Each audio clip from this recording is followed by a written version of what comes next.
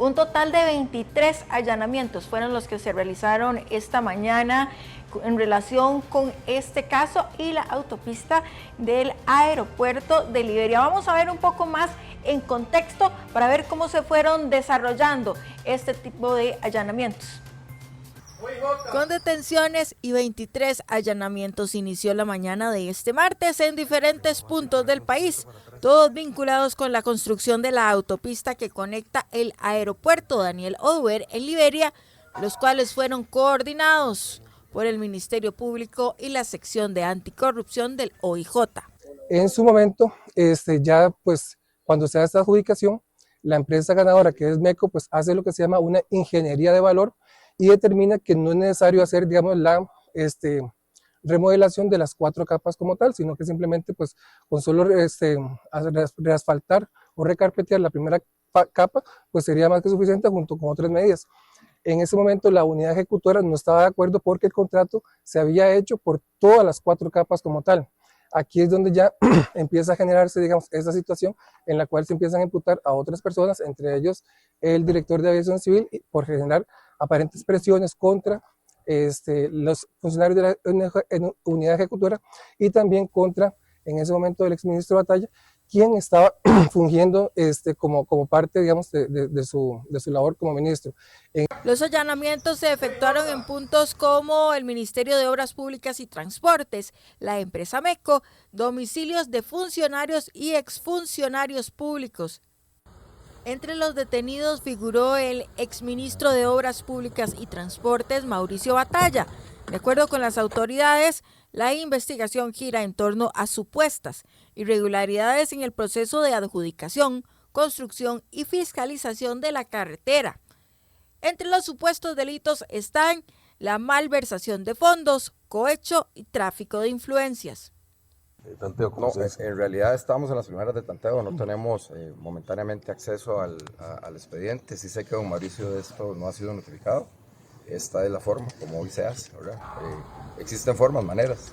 Si don Mauricio lo hubieran notificado, pues ya sea con mi persona o con el abogado que él decía, nos hubiéramos apersonado a ver qué es lo que está sucediendo. Con la investigación se busca determinar si existieron pagos indebidos, sobreprecios o favores ilegítimos vinculados con esta obra. Esas son las imágenes de este allanamiento que dirigió el organismo de investigación judicial, las palabras del director Adalí. Hablamos de don Randall Zúñiga y que bueno, da pie a este caso en investigación que bueno, también permitió en algún momento la destitución de otro ministro de Obras Públicas y Transportes como lo es Luis Amador. Hablamos de un decreto de emergencia que se extendió. Esto para poder incorporar daños en la pista del aeropuerto de Liberia, Daniel Oduber, y que bueno, ante esto se dio todo, bueno, una investigación, salieron a la luz pública algunos hechos, incluso el presidente de la República, Rodrigo Chávez, en conferencia de prensa, destituyó en ese momento a Luis Amador como ministro de Obras Públicas y Transportes, además también del director de Aviación Civil. En ese momento hablamos de don Fernando Naranjo, pero bueno, vamos a incorporar a esta cobertura que hemos hecho sobre este caso de pista oscura al abogado, específicamente al abogado defensor de don Luis Amador. Hablamos de don Gerardo Huertas. Don Gerardo, ¿cómo estás? Hola, muy buenas tardes. Un gusto en saludarlos y a todos quienes nos ven. Don Gerardo, en contexto, bueno, se ha dado toda esta serie de allanamientos desde primeras horas de la mañana. Incluso, bueno, mucha gente ha nombrado, por supuesto, el nombre de don Luis Amador. ¿Por qué no estaba Luis Amador dentro de esta serie de detenciones? Y también algunas otras informaciones que han dado a conocer las autoridades. ¿Has tenido contacto con Luis? ¿Cómo ven ustedes este procedimiento que realiza el organismo de investigación judicial? Sí, sí he tenido contacto con Luis. Hay varias cosas que aquí hay que entender. Debemos recordar que a diferencia de los demás imputados en esta causa, que el día de hoy pues están siendo pasados a ser indagados y están siendo, o fueron detenidos y están siendo pasados, Luis Amador ya había sido indagado en esta causa desde el año pasado, porque desde el momento en que él se enteró de la existencia de la causa, porque recordemos que a él le habían decomisado como un primer acto de la Fiscalía el celular y la computadora, en algún momento, tiempo atrás, en marzo del año pasado. Desde ese primer momento, yo me personé como su defensor y de inicio le solicitamos a la Fiscalía que nos diera cita para rendir declaración indagatoria porque él quería presentarse voluntariamente de previo a estar siendo requerido, de previo a que nadie lo llamara, para dar declaraciones, porque los imputados en un proceso penal, los investigados, pueden declarar cuando los llama la Fiscalía o adelantarse si quieren hacerlo, dependiendo de su estrategia, y dar su versión de los hechos en el momento en que deseen hacerlo. Don Luis quería dar esta versión y queríamos dar la realidad de este caso desde el inicio, y por eso es que él ya había dado una declaración. Evidentemente, ante esa circunstancia de que él se presenta voluntariamente, nadie tuvo que buscarlo, nadie tuvo que mandarlo a traer, venir ahora a pedirle medidas o a requerirle cualquier otra cosa, sería absolutamente abusivo, absolutamente impropio, puesto que no se podría denotar ningún tipo de peligro de fuga de su comportamiento, sino más bien todo lo contrario, que él vino desde Canadá a personarse al proceso previo a ser llamado por querer dar esta versión. También después de declarar, cada vez que ha sido requerido, ha estado aquí sin problema. Por ejemplo, cuando la Asamblea Legislativa en diciembre lo requirió para efectos de este caso, para la comparecencia legislativa. Sí, diciembre de 2024, correcto. Él estuvo aquí en el país y rindió una declaración sin ningún problema. Entonces, no había indicio alguno para necesitar requerirle a él alguna otra cosa. Y, por supuesto, ya habiendo estado él indagado, pues no habría razón de requerirlo. Los demás imputados no estaban indagados. Sobre Dígame, este tema, importante que nos pueda aclarar, ¿ha recibido algún tipo de notificación reciente por parte de la Fiscalía a raíz de todos estos allanamientos o únicamente, en este caso, la Fiscalía cuenta con la declaración y la rendición de cuentas que dio don Luis Amador en diciembre del 2024? Sí, nosotros no fuimos notificados de la realización de estos allanamientos, ni es algo que se le notifique a la defensa, para aclarar. Es decir, los allanamientos son diligencias que evidentemente por razones obvias, para no alertar a las partes de previo, se mantienen en privado y es hasta que se realizan que se agregan al expediente. Entonces no es algo que nosotros tuviéramos cómo conocer que iban a hacer hacia otros imputados, pero en todo caso no hemos sido notificados de nada en ese sentido. A lo que tengo a este momento, Luis Amador no está siendo requerido. Como les digo, él ya adelantó su declaración, entonces por lo menos de forma inmediata no habría otra razón de buscarlo en este momento, pero como siempre ha estado él, si la Fiscalía lo requiriera para alguna diligencia posterior, pues él se mantiene totalmente anuente como lo ha estado anteriormente.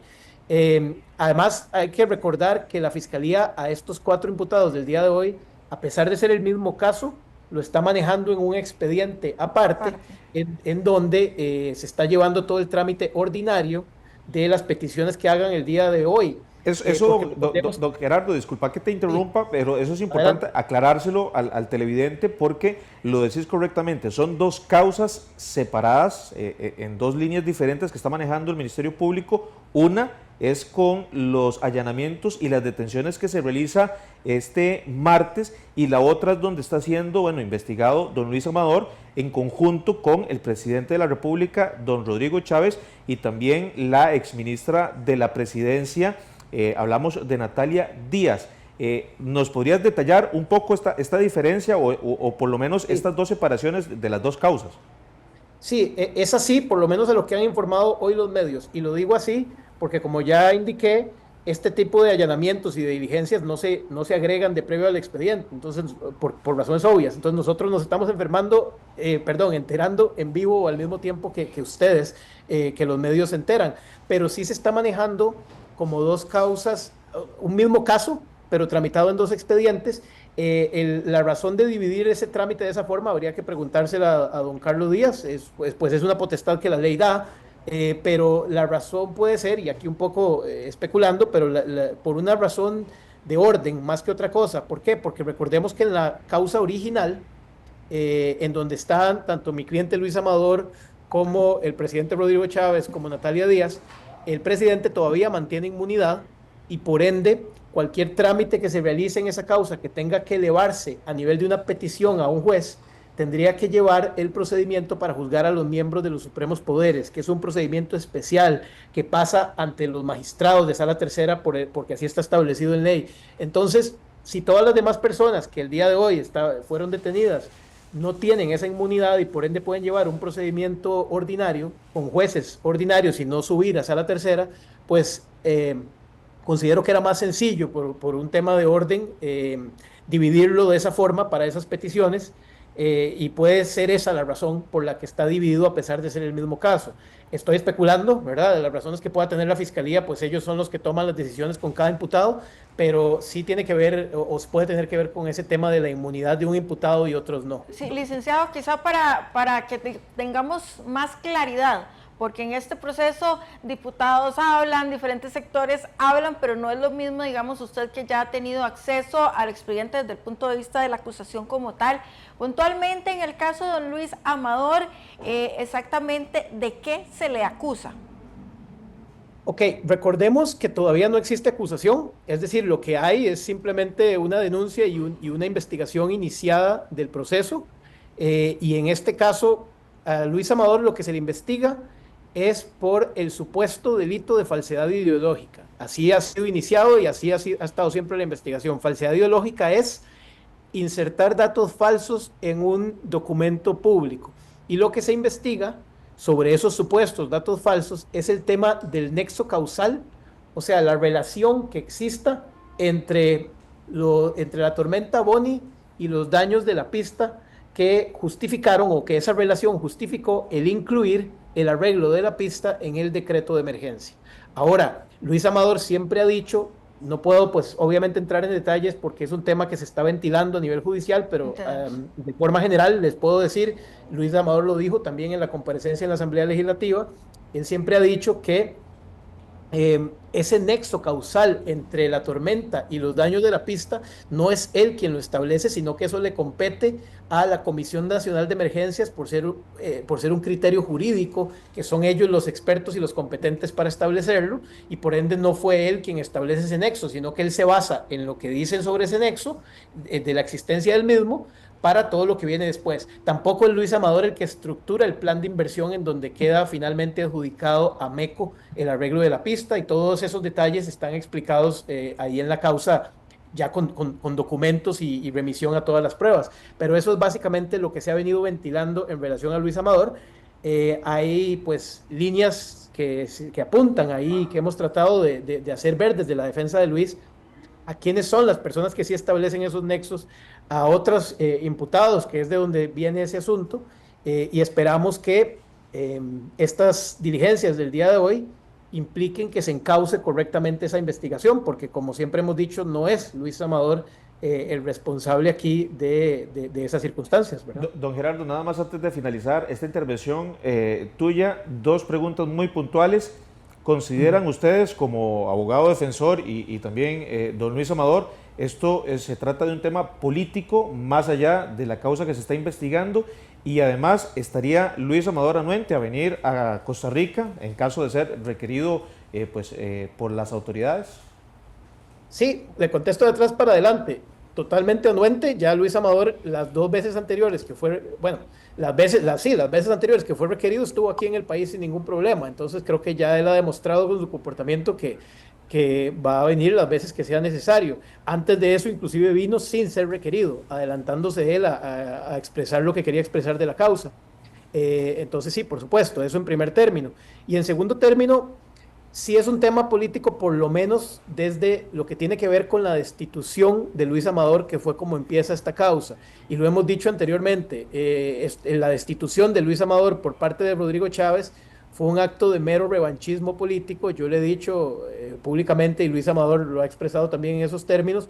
¿Por qué? Porque Luis Amador sencillamente no se le alineó a el presidente a ciertas situaciones que él quería que se dieran de una forma que él consideró incorrectas, que Luis Amador consideró impropias, y pues dentro de ese estilo autoritario del presidente, al no decirle que sí a todas sus peticiones, pues llevó a esto, utilizando, y esa es nuestra tesis, utilizando esta causa como excusa para una destitución que consideramos fue totalmente abusiva.